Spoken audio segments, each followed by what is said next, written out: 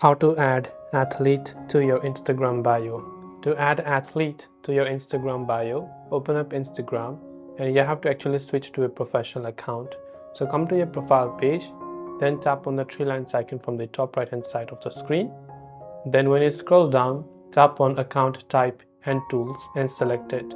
So tap on account type and tools, select switch to professional account, and here you can switch to a creator account, but in search categories you want to just type in athlete. When you do that, you'll find the athlete category. Just select that, and you can also turn on display on profile. If you don't turn this on, it won't be visible on your profile, so you have to turn on display on profile, then tap on switch to professional account. It may take some time, but once it's done saving the changes, you will see the athlete bio on your Instagram. So this way you can basically add athletes to your Instagram bio. Hope this video helped you out. If you have got any further questions, feel free to leave them down. Thanks for watching and see you in the next video.